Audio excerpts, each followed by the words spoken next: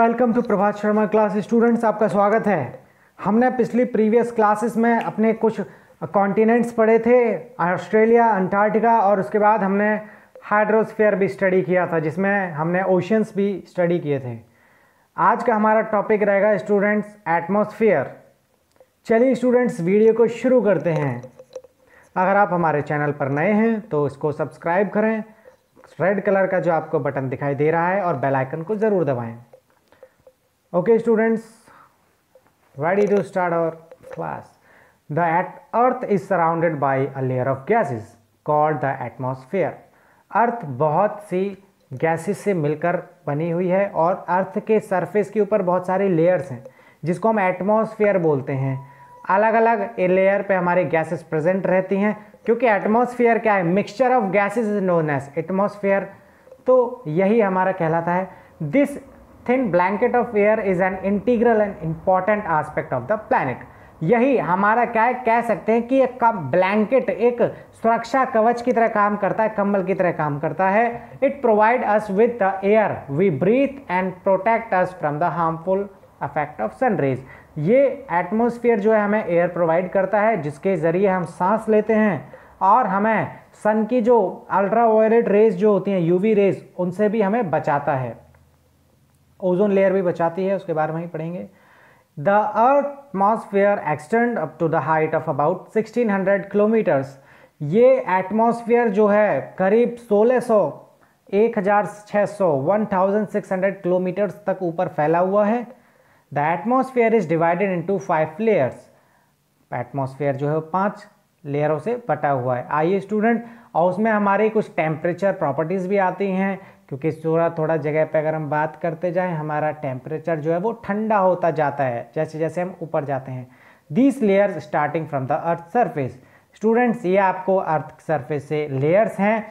Diagram से आपको नज़र आ रहा है, डायग्राम से आप देख सकते हैं, ये आपकी लेयर है। देखो यहाँ पर लिखा भी हुआ है लेयर्स ऑफ द एटमॉस्फेयर।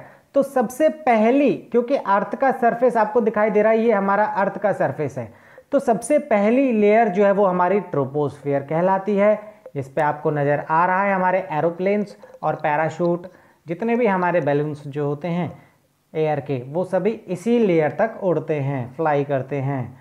उसके बाद अगर मैं बात करूं, हमारी स्ट्रेटोस्फेयर आती है। स्ट्रेटोस्फेयर हमारी नेक्स्ट लेयर है, और इसी लेयर में ही हमारी ये ओजोन लेयर भी एग्जिस्ट करती है। बहुत इंपॉर्टेंट क्वेश्चन। ओजोन लेयर करीब कह सकते हैं कि अराउंड 16 किलोमीटर्स के आसपास के एरिया में ओजोन लेयर हमारी आ जाती है। और उससे जस्ट ऊपर हम चलते हैं तो मेसोस्फीयर पड़ती है। मेसोस्फीयर जिस पे हमारे ये स्पेसक्राफ्ट्स, रॉकेट्स जाते हैं। मेसोस्फीयर से ऊपर हमारी थर्मोस्फीयर पड़ती है, जिस पे हमारे सैटेलाइट्स रिवॉल्व करते हैं, घूमते हैं, प्लैनेट्स के चक्कर लगाते हैं। और सबसे ऊपर है हमारी एग्जॉस्फेयर। ठीक, अब हम समझते हैं।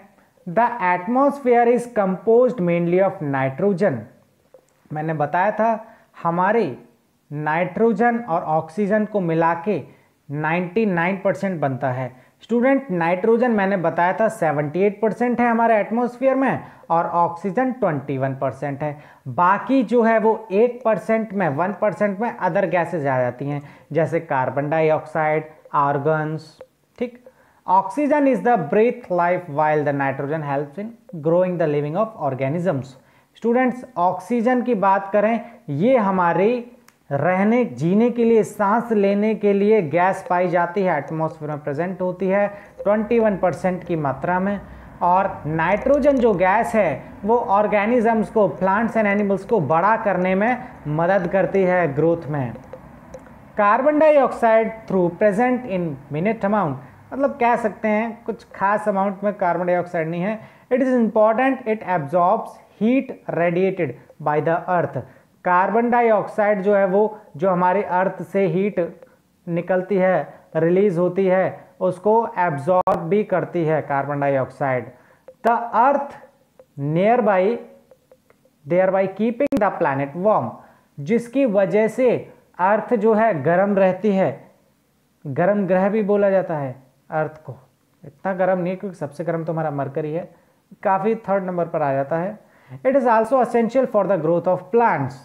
कार्बन डाइऑक्साइड प्लांट्स के लिए भी ज़रूरी है, क्योंकि जैसे हम ऑक्सीजन लेते हैं कार्बन डाइऑक्साइड छोड़ते हैं, जस्ट उल्टा प्रोसेस प्लांट्स में होता है। प्लांट्स जो है कार्बन डाइऑक्साइड को लेते हैं और ऑक्सीजन को छोड़ते हैं। कह सकते हैं कि प्लांट्स हमें ऑक्सीजन प्रोवाइड करते हैं। तो प्लांट की ग्रोथ के लिए कार्बन डाइऑक्साइड बहुत ज़रूरी है। The density of the atmosphere varies with the height. Density जो है एटमॉस्फेयर की वो जैसे जैसे हाइट बढ़ती जाती है वो अलग अलग होती जाती है। It is maximum at the sea level and decreases rapidly as we go up. ये सी लेवल समुद्र के तट पर, अगर सी के लेवल पर डेंसिटी सबसे ज़्यादा होती है और जैसे जैसे हम ऊपर जाते हैं एक हाइट पर जाते हैं डेंसिटी हमारी कम हो जाती है। इसीलिए देखा होगा कि जब ऑक्सीजन लेवल कम हो जाती है, जब माउंटेन्स पर पहाड़ पर जब हम चढ़ाई करते हैं, देखो ये आपको इंसान दिख रहा होगा, ये ब्रीथिंग प्रॉब्लम्स फेस कर सकता है, ऑक्सीजन लेवल कम हो जाता है जैसे जैसे हम ऊपर जाते हैं, हाइट पर जाते हैं। You know that the climates experience problem in breathing due to this decrease in the density of air. Breathing problems को इसलिए भी फेस करते हैं क्योंकि एयर में जो डेंसिटी कम हो जाती है हमारी एयर की, जिसकी वजह से पर्वतारोही यानी कि माउंटेनियर्स को जो माउंटेन पर चढ़ाई करते हैं, जो एक्सपेडिशन करते हैं, उनको प्रॉब्लम फेस करनी पड़ती है। They have to carry with them oxygen cylinder. वो अपने साथ साथ में ऑक्सीजन सिलेंडर भी कैरी करके चलते हैं।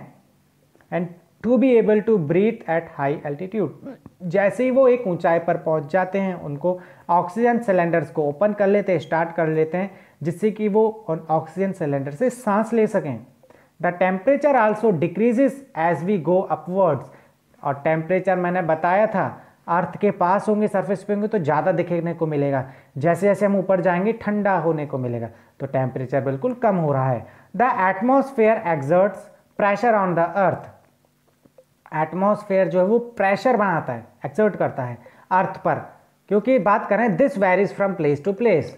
ये सबसे प्लेस हर जगह पर ये अलग अलग होता है।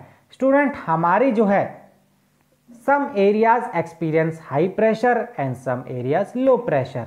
कुछ जगह पर ज़्यादा प्रेशर भी फेस कर सकते हैं हम, जैसे जैसे हम एरिया की तरफ मूव करेंगे, और कुछ एरियाज पर ये लो प्रेशर भी होता है, क्योंकि डिपेंड करता है कि एयर कैसे मूव कर रही है।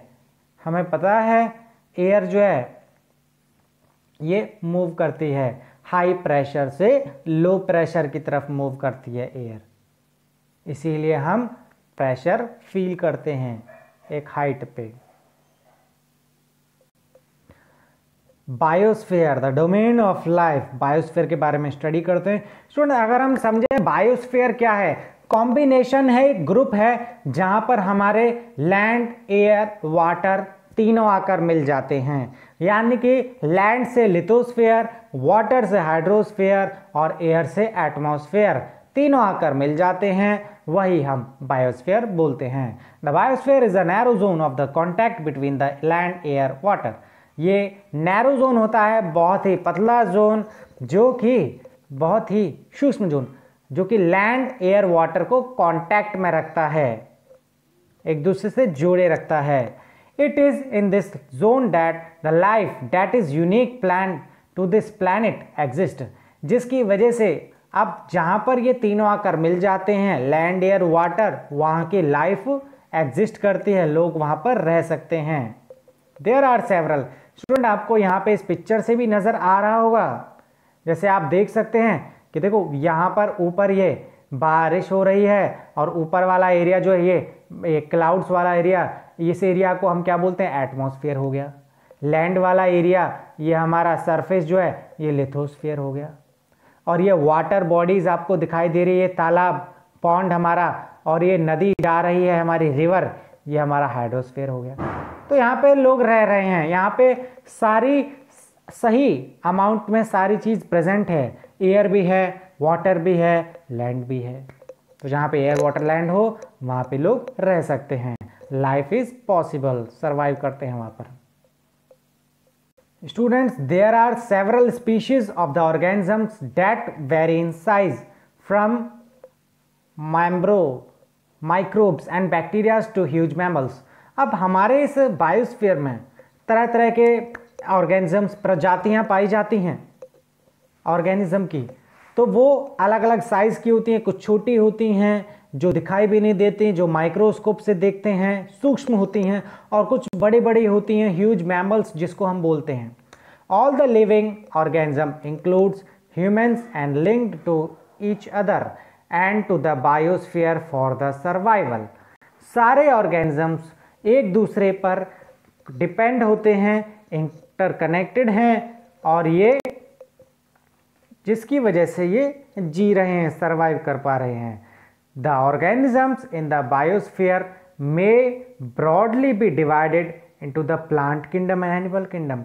अलग अलग प्रजातियां जो हैं, जो हमारे प्लांट्स में भी प्रेजेंट है, प्लांट्स की फॉर्म में, और एनिमल्स की फॉर्म में भी प्रेजेंट हैं, और इन्हीं को ही हमने किंगडम में बांट दिया है, जिसको हम एनिमल किंगडम और प्लांट किंगडम कहते हैं। तीनों डोमेन्स जो हैं आपस में इंटरेक्ट करते हैं और एक दूसरे पे अफेक्ट भी करते हैं। जैसे फॉर एग्जांपल, अगर किसी के साथ हम कुछ गलत कर रहे हैं, चाहे वो लैंड के साथ गलत करें, एयर के साथ गलत करें, वाटर के साथ गलत करें, तो प्रॉब्लम जो है वो लैंड, एयर, वाटर तीनों को फेस करनी पड़ सकती है, झेलनी पड़ सकती है। एग्जाम्पल जरा देखें। Cutting of forest for fulfilling our needs of would. हम लकड़ी के लिए, लकड़ी की ज़रूरत के लिए हम जंगलों को काटे जा रहे हैं, जिसको डिफॉरेस्टेशन बोला जा रहा है। और clearing the land for agriculture, हम लैंड की सफाई कर रहे हैं जहाँ पे हम उस पर खेती कर सकें, तो जाहिर सी बात है वहाँ से हमें पेड़ों को काटना पड़ेगा।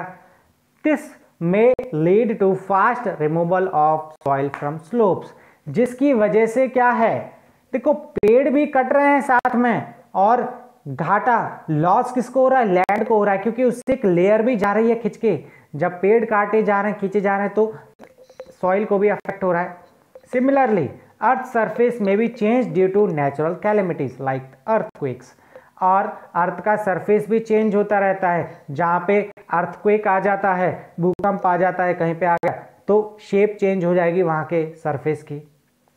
ठीक, for example there could be submergence of land as happened in the case of tsunami recently. जैसे हम बात करें 2003 या 4 में करीब हमारी सुनामी आई थी अंडमान निकोबार के आइलैंड्स में, तो वहाँ के सरफेस भी चेंज होने में मर्ज हो गए हैं कुछ। ठीक है, मतलब सरफेस की शेप बिगड़ गई है, वहाँ पे चेंज हो गई है। और डिस्चार्ज ऑफ वेस्ट मटेरियल, वहाँ पे बेकार कूड़ा करकट भी सुनामी में उड़ के आ गया है समुद्र की लहरों के साथ। यहाँ पे जो हमारी लहरें आ जाती हैं, लहरें बहुत तेज अमाउंट में आती हैं, तेज स्पीड पर, उसी को हम सुनामी बोलते हैं। कहते हैं सुनामी आ गई, सुनामी आ गई, मतलब अपने साथ सारा समेट के ले जाते हैं। उससे हमारी ह्यूमन प्रॉपर्टी को बहुत नुकसान होता है, सारे घर तबाह हो जाते हैं, सब उड़ जाते हैं जो कोस्टल एरिया के पास, सी एरिया के पास रहते हैं, समुद्र के एरिया के पास। Discharge of waste material into lakes, सारा बेकार जो वेस्ट मटेरियल जो उड़ के आता है वो हमारी नदियों और लेक्स में चला जाता है, वो बेकार हो जाती हैं, पानी पीने के योग्य नहीं रह जाता, पीने के लिए नहीं प्रेजेंट होता, बहुत सारे डैमेज करता है ये हमारी लाइफ को tsunami. Emissions from industries, thermal power plants and vehicles pollute the air. अब यहाँ पे एयर पॉल्यूशन की बात की गई है। जो भी हमारी जहरीली गैसेस जो निकलती हैं, carbon dioxide, carbon monoxide, nitrogen oxide, ये सारी क्या है हमारी पॉल्यूशन में आकर मिलती हैं, एयर में आके मिलती है, जिसकी वजह से पॉल्यूशन हो जाती है। वो एयर की क्वालिटी को बेकार कर देती हैं। कहाँ पे हमारी, हम बोलते हैं कि सुबह सुबह घूमते हैं तो हमारी क्या है, सांस में ऑक्सीजन बढ़िया जाती है, स्वच्छ एयर मिलती है, साफ़ सुथरी हवा मिलती है। और कहाँ हम इन्हीं व्हीकल्स से धुआं छोड़ के, फैक्ट्री से धुआं निकाल के, थर्मल पावर प्लांट से धुआं निकाल रहे हैं, जहरीली गैसेस निकाल रहे हैं और एयर की क्वालिटी को बेकार कर रहे हैं। Carbon dioxide is an important constitute of air. Carbon dioxide बहुत अहम गैसेज है, हमारे लिए इंपॉर्टेंट है, जो रोल प्ले करते हैं किसमें, but increase in the amount of carbon dioxide lead to the increase in global temperature. अगर वो 1% में जो हमारी 0.1% जो हमारी कार्बन डाइऑक्साइड जो आ रही है, अगर वो बढ़ जाती है एबनॉर्मली अनलिमिटेड अमाउंट में हमारे अर्थ में के एटमॉस्फेयर में, तो वो ग्लोबल टेम्परेचर यानी कि ग्लोबल वार्मिंग कहलाती है। ग्लोबल मतलब पूरा अर्थ और वार्मिंग मतलब गर्म करना, तो अर्थ के टेम्परेचर को बढ़ा देती है, ज़्यादा अमाउंट में CO2 कार्बन डाइऑक्साइड हो जाती है, तो इसीलिए हम इसको ग्लोबल वार्मिंग भी बोलते हैं। This is thus a need to limit the use of resources of the earth to maintain the balance of the nature between the domains of the lithosphere, atmosphere and the hydrosphere। इसीलिए global warming ज़्यादा ना हो, अर्थ का temperature ज़्यादा ना बढ़े, इसीलिए हमको क्या है बैलेंस बना के रखना चाहिए, रिसोर्सेज का अच्छे से जुडिशियसली यूज़ करना चाहिए, सावधानी पूर्वक, बट डर डर के फ्यूचर जनरेशन के लिए बचाने हमें रिसोर्सेज, इसीलिए हमको क्या है बैलेंस वे में तरीके से सही तरीके से यूज़ करना चाहिए। मिनरल्स का ज़्यादा एक्सट्रैक्शन नहीं करना चाहिए, ज़्यादा एक्सट्रैक्शन करेंगे तो मशीन से धुआं छोड़ेंगे, वो बेकार पॉल्यूटिव एरोसोल्स बन जाते हैं हमारे। ये बात करें छोटे छोटे हमारे पॉल्यूटेंट्स गिर जाते हैं एयर में, मिक्सचर में मिक्स हो जाते हैं, जिसकी वजह से हमारे एटमॉस्फेयर में एयर की क्वालिटी बेकार हो जाती है। और टेम्परेचर हॉट गैसेस जाएंगे तो अर्थ का टेम्परेचर तो जाहिर सी बात है बढ़ेगा ही, ग्लोबल वार्मिंग बढ़ेगी। तो स्टूडेंट्स हमें रिसोर्सेज का अच्छे से इस्तेमाल किया जाना चाहिए। यहाँ पे आपका स्टूडेंट चैप्टर ख़त्म होता है इस स्कूल। अच्छा थोड़ा सा स्टूडेंट हम रिवाइज कर लेते हैं इस चैप्टर में हमने पढ़ा क्या, ध्यान से सुनिएगा, पूरी समरी इसी में आ जाएगी। स्टूडेंट्स हमने major domains of the earth पढ़े थे, जिसमें हमने बोला था कि हम अर्थ के कुछ एरियाज़ के बारे में स्टडी करेंगे। अर्थ मैंने बताया था 2 पार्ट्स में डिवाइडेड है, लैंड एंड वाटर। लैंड वाले एरिया को हम कॉन्टिनेंट बोलते हैं, वाटर वाले एरिया को हम ओशन बोलते हैं। कॉन्टिनेंट हमने पढ़े थे, ओशंस भी पढ़े थे।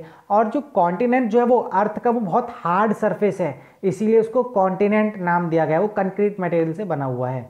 कॉन्टिनेंट हमारे 7 होते हैं, जैसे हमने पढ़े थे Asia, Africa, north America, south America, Antarctica, Australia, ये हमारे हमने कॉन्टिनेंट्स पढ़े थे। इनको डीपली में हमने इनके मैप से स्टडी किया था और इनके आसपास के एरियाज़ को भी पढ़ा था कि अफ्रीका के पास कौन से ओशंस हैं, कौन सी सिटीज़ हैं, कौन सी बड़ी रिवर है या माउंटेन रेंज है, ये सारी चीज़ें हमने पढ़ी कॉन्टिनेंट्स में।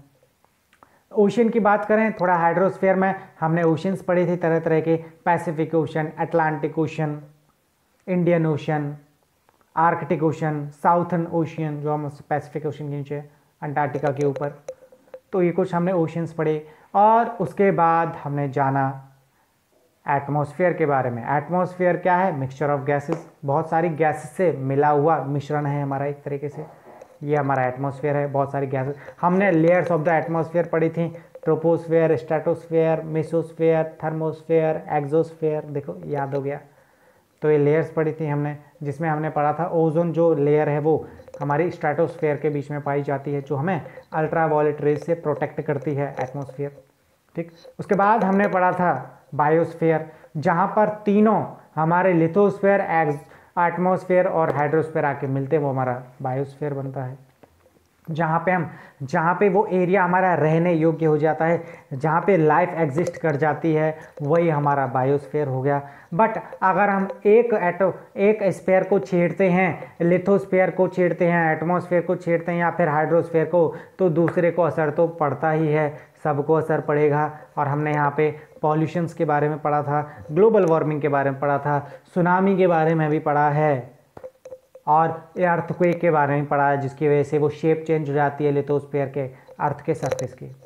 स्टूडेंट्स यहाँ पे आपका चैप्टर ख़त्म होता है। वीडियो अच्छी लगे तो लाइक एंड सब्सक्राइब जरूर करें।